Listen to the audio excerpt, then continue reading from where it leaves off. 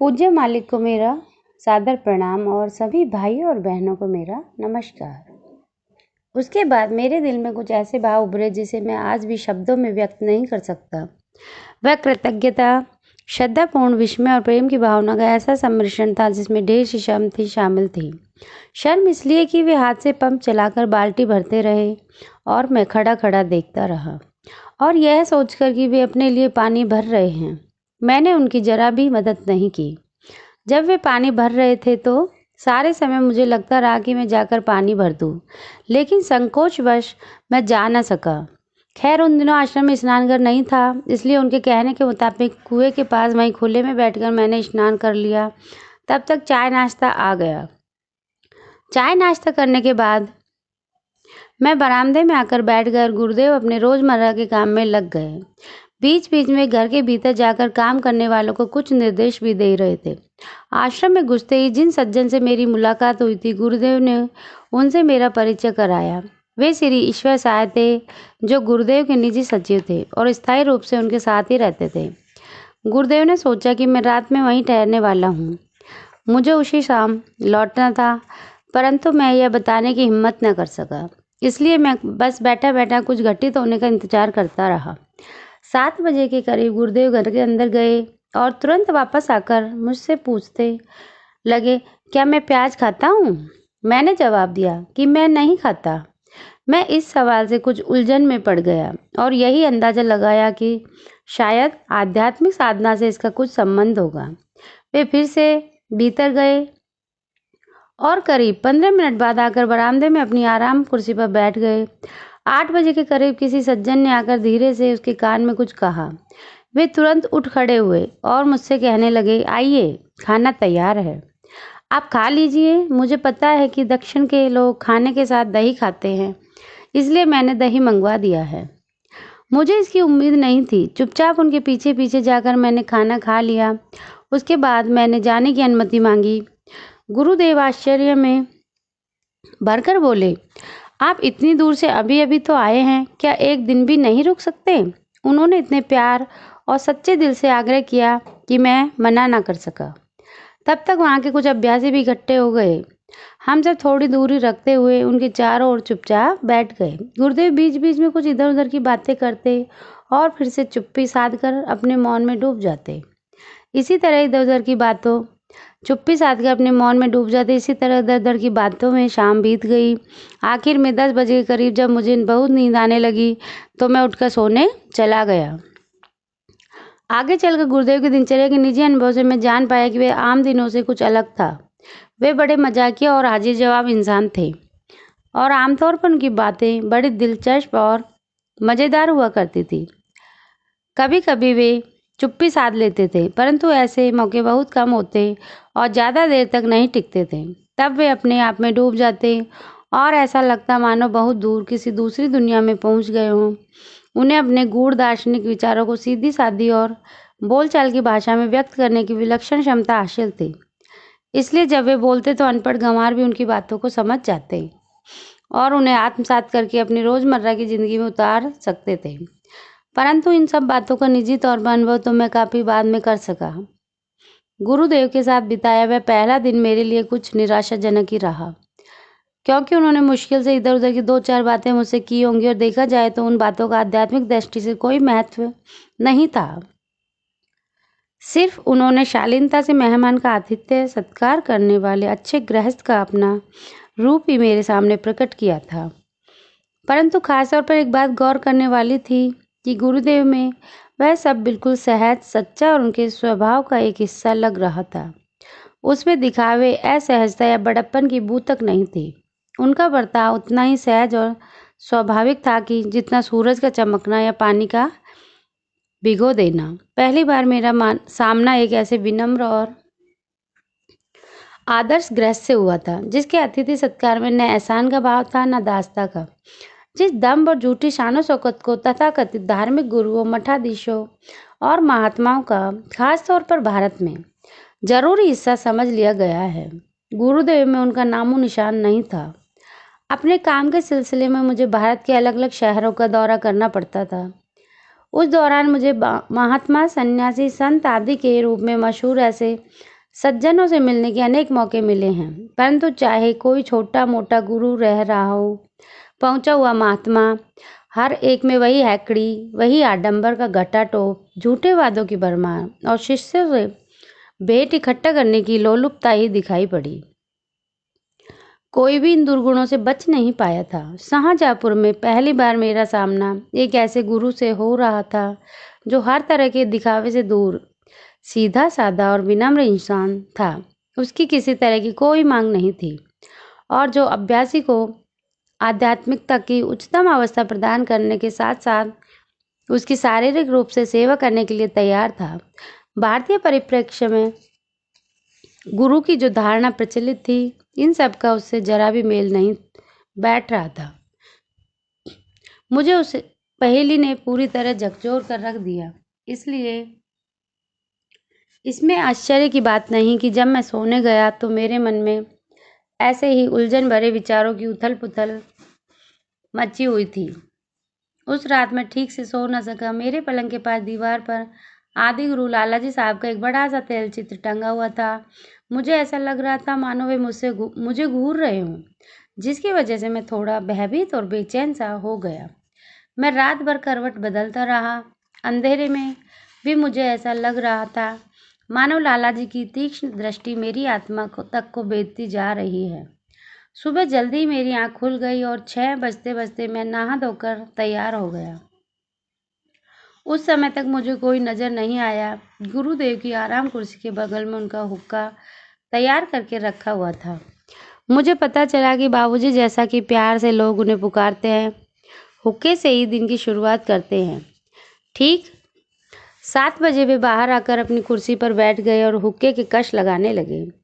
हुक्के को ठीक से सुलगने में थोड़ा समय लगा। इस दौरान वे आराम से चुपचाप बैठे रहे। उनकी आंखें मानो दूर भविष्य में कहीं खोई थी। इसी बीच उन्होंने एक गिलास दूध पिया। हुक्का पीने के बाद उन्होंने बैठक में जाकर अपनी दवाइयों की पेटी खोली और तेल की शीशी से तेल लेकर सिर पर जोर जोर से मलने लगी। उसके बाद वे नहाने चले गए। कुछ ही देर बाद हाथ से सिली बनियान और धोती पहनकर वे वापस आ गए। सामान्य रूप से यही उनकी पोशाक हुआ करती है। औपचारिक मुलाकात के समय वे इसके साथ कुर्ता पहन लेते और सार्वजनिक अवसरों पर बंद गले की घुटनों तक लंबी शेरवानी और सफ़ेद टोपी पहनते हैं। कभी कभी वे पायजामा भी पहन लिया करते। कुल मिलाकर यही उनका पहनावा है। गुरुदेव का रंग काफ़ी साफ है। हालांकि कद काठी में वे बहुत छोटे और दुबले हैं, फिर भी खूबसूरत दाढ़ी के साथ बहुत ही सुंदर लगते हैं। उनके हाथ बड़े कलात्मक हैं, जिनका इस्तेमाल वे बातचीत के दौरान अक्सर सांकेतिक रूप में करते रहते हैं। उनके पांव, खासकर तलवे, बिल्कुल फूल की तरह कोमल और मुलायम हैं। उनका स्पर्श करने के बाद यह बात समझ में आई कि पैरों की उपमा चरण कमल के रूप में देने का चलन कैसे शुरू हुआ होगा। गुरुदेव के चरण वास्तव में कमल जैसे गुलाबी और कोमल हैं। गुरुदेव हिंदी, उर्दू और अंग्रेजी भाषा धारा प्रवाह बोल लेते हैं। उनकी अंग्रेजी स्पष्ट और सटीक होती है। बातचीत या पत्र व्यवहार के दौरान मैंने उन्हें कभी अस्पष्ट, अनुपयुक्त शब्द या मुहावरे का इस्तेमाल करते नहीं देखा। वे उन विरले लोगों में से हैं जिनके मन में जो भाव होता है वही बोलते हैं और जो बोलते हैं वही भाव मन में रखते हैं। सवाल पूछने पर वे तुरंत स्नेहपूर्वक समझाते उसका जवाब कुछ इस अंदाज में देते हैं कि पूछने वाले का दिल खुश हो जाता। मैंने महसूस किया कि गुरुदेव चाहते कि लोग सवाल पूछे, परंतु उन्हें ऐसे सवाल पसंद है जिनका संबंध खुद सवाल करने वाले से हो। आमतौर पर उन्हें कोरे सैद्धांतिक सवाल पसंद नहीं है जो सलाह के लिए सिर्फ नहीं, जानकारी के लिए किए जाएं। वाद विवाद को टालने की कला में गुरुदेव बड़े माहिर हैं। दूसरे दर्शन सिद्धांत के बारे में जब वे अपनी अनभिज्ञता जाहिर करते हैं तब उनकी विनम्रता की असली झलक मिलती है, परंतु निजी अनुभव के आधार पर योग के बारे में कुछ बताते समय उनमें पर्वत की तरह अड़ी दृढ़ता की झलक दिखाई पड़ती है। तब उनमें समर्थ गुरु के हर लक्षण देखे जा सकते हैं, जो अपने कथन या दृष्टिकोण को तर्क की बजाय व्यवहारिक रूप से अनुभव द्वारा सिद्ध करने के लिए रहते हैं। एक बार अध्यात्म की किसी विशेष अवस्था के बारे में जब उनसे पूछा गया तब मैंने इस विशेषता का प्रत्यक्ष अनुभव किया। गुरुदेव ने मुस्कुराकर कहा, हम इसे आपको समझा तो नहीं सकते, लेकिन अगर आपके संस्कार इस अवस्था के अनुभव की इजाज़त दें तो हम इस हालत को अनुभव जरूर करा सकते हैं। और यह शर्त या आशंका जाहिर करके वे कोई बहाना नहीं बना रहे थे। यह उनके विनम्र स्वभाव का एक और उदाहरण था। वे कभी खुद कुछ कर पाने का दावा नहीं करते हैं। उनका तो यही तकिया कलाम हो गया, हमारे गुरु महाराज की कृपा से सब कुछ हो सकता है। आखिर करने वाले तो वे ही हैं। यदि लालाजी साहब ने चाहा तो यह काम पल भर में पूरा हो सकता है। इस पहली मुलाकात में ही अपने गुरु लालाजी के प्रति गुरुदेव के गहरे आध्यात्मिक प्यार को मैंने अनुभव कर लिया था। उनके दिल में लालाजी पर पूर्ण रूप से निर्भरता भरी हुई थी। शुरू में मैं थोड़ी उलझन में पड़ गया। मैंने सोचा, आखिरकार ये खुद समर्थ सदगुरु हैं, फिर लालाजी पर इतनी निर्भरता का क्या मतलब हुआ? क्या यह उनकी किसी कमजोरी का द्योतक है, या ये लालाजी के नाम का उपयोग केवल अपनी कमियों को छिपाने के लिए करते हैं? लेकिन बाद में मुझे पता चला कि मेरी धारणाएं गलत थी। गुरुदेव की किसी बात या बर्ताव से जरा भी यह नहीं जाहिर होता था कि अपने मामले, चाहे वे किसी बात का स्पष्टीकरण हो या जिसे वे अपना काम मानते हैं, खुद निपटाने में वे असमर्थ हैं या उन्हें कोई शक है। मैंने पाया कि उन्हें लालाजी पर पूरा और अटूट भरोसा था, जिसने उन्हें अपना काम करने के लिए पूर्ण आत्मविश्वास और दृढ़ संकल्प प्रदान किया था। पहले दिन ही मैंने उन्हें कई बार कहते सुना, काम में सफलता हासिल करने के लिए दृढ़ संकल्प की जरूरत होती है। गुरुदेव पर भरोसा न होने पर काम नहीं किया जा सकता। शक आध्यात्मिकता का दुश्मन है। शक वास्तव में हमारी गुरुदेव के प्रति भरोसे की कमी को जाहिर करता है।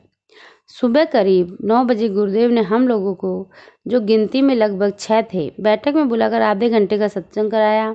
उसके बाद वे हुक्का पीने लगे और कुछ पत्र व्यवहार में लग गए, जिसमें श्री ईश्वर सहाय उनकी मदद करते रहे। बाकी लोग, जो मिशन के कई साल पुराने सदस्य लगते थे, भीतर जाकर बैठ गए। मुझे भीतर जाकर औरों के साथ बैठने में कुछ संकोच और झिझक महसूस हो रही थी, इसलिए मैं दोपहर के भोजन तक अकेला बरामदे में ही बैठा रहा। करीब 1 बजे भोजन करने के बाद मैंने गुरुदेव से बरेली लौटने की अनुमति मांगी। उन्होंने जाने की इजाज़त दे दी। विदा के समय अचानक अनजानी सी पीड़ा से मेरा दिल तड़प उठा। ऐसी टीस उठी मानो मैं अपना घर, अपने प्रियजन को पीछे छोड़कर किसी लंबी यात्रा पर जा रहा हूँ। मेरी आंखें भर आई। वयस्क जीवन में मेरे साथ ऐसा पहले कभी नहीं हुआ था। करीब आधे घंटे तक मेरी यही हालत बनी रही। उसके बाद कहीं मैं सामान्य हो पाया। जब तक मैं बरेली पहुंचा, बार बार मेरा दिल असीम पीड़ा से बेजार होता रहा। मैं गुरुदेव के दर्शन करने आया था, जो मैंने कर लिए थे। मेरे मन में उल्टे सीधे विचार उठ रहे थे। इस इंसान की परख कैसे की जाए, कैसे उन्हें समझा जाए, कैसे उनके कार्यों की थाप पाई जाए। और सबसे बड़ा रहस्य तो यह था कि उन्होंने ऐसा कौन सा जादू कर दिया कि विदाई का समय आने पर मेरा दिल सहसा विरह वेदना से इस कदर तड़प उठा। उनसे मिले मुश्किल से 24 घंटे हुए थे। इतनी थोड़ी सी देर नहीं, और वह भी औपचारिक और आत्मीयता से अछूती मुलाकात नहीं। भावना का ऐसा जबरदस्त तूफान कैसे पैदा कर दिया। मैं तो यहाँ नितांत अजनबी की तरह आया था और मेरे ख्याल से अजनबी की तरह ही लौट रहा हूँ। पर क्या यह सच है? असली सवाल तो यह था। हो सकता है गुरुदेव को जान पाने में मुझे एक लंबा अरसा लग जाए, परंतु क्या मुझे जानने और मुझ पर काम करने के लिए उन्हें भी इतने लंबे समय की आवश्यकता होगी? नहीं, ऐसा हो ही नहीं सकता। और उसका प्रमाण था इस पहली मुलाकात में ही मेरे दिल को झकझोर देने वाला भावनाओं का वह तूफान। मुझे पूरा यकीन था कि उन्होंने मेरे दिल की गहराइयों में कुछ कर दिया है। कोई बीज बो दिया गया है जिसकी यह प्रतिक्रिया थी। हालांकि ऊपरी तौर पर मैं उलझन महसूस कर रहा था, परंतु मेरे अंतर में उस दिन यह भरोसा पैदा हो गया कि मुझे मेरे सद्गुरु मिल गए हैं और मैंने अपने लक्ष्य के लिए सही राह पकड़ ली। गुरुदेव के स्वभाव की खासियत ही यह है कि उनके पास आने वाला कभी निराश